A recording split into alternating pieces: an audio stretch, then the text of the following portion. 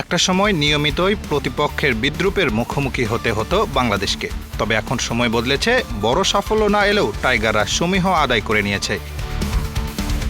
তবে সেসব ভুলে আনুষ্ঠানিক সংবাদ সম্মেলনে বাংলাদেশকে কটূক্তি করে বসলেন ভারতীয় অধিনায়ক রোহিত শর্মা।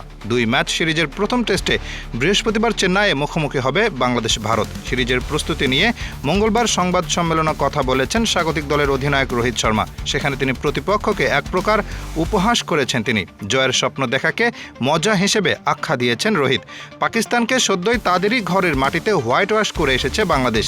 সামনে এবার ভারতবধ চ্যালেঞ্জ, যদিও খুব একটা সহজ হবে না এখানে। তবে আত্মবিশ্বাসী টাইগাররা পাকিস্তানের মতো করে পরিকল্পনা করে আটকে দিতে চায় সাবেক বিশ্ব চ্যাম্পিয়নদের। আত্মবিশ্বাসী টাইগারদের ব্যাপারে ইতিমধ্যেই বিশ্ব টেস্ট চ্যাম্পিয়নশিপের 1 নম্বর দলটিকে সতর্ক করেছেন ভারতের সাবেক তারকারা। তরুণ ও অভিজ্ঞতার মিশেলে গড়া টাইগারদের এই দলটাকে সহজভাবে না নিতে তাই উত্তরসূরিদের সতর্ক করে দিয়েছেন সুনীল গাভাস্কার। তবে রোহিত স্পষ্টই বলে দিয়েছেন, শান্তদের নিয়ে খুব একটা ভাবছেন না তারা। যতটাই আত্মবিশ্বাসী হোক না কেন টাইগাররা, সেটা নিয়ে ভ্রুক্ষেপ নেই তাদের। দলটির নজর কেবল জয়ের দিকেই। সংবাদ সম্মেলনে রোহিত বলেন, সব দলই ভারতকে হারাতে চায়, ভারতকে হারিয়ে তারা মজা পায়, তাদের মজা নিতে দেন।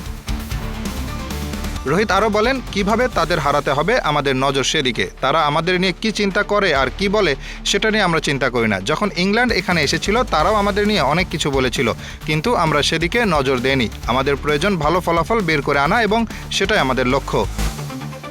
অন্যদিকে সংবাদ সম্মেলনে আসা হাতুরু সিংহে কথা বলেছেন ভারতকে সম্মান দিয়েই। সেই সাথে ভারতের মতো দলের বিপক্ষে খেলে নিজেদের শক্তিমত্তার প্রমাণ দেওয়ার ইচ্ছাও ব্যক্ত করেন তিনি।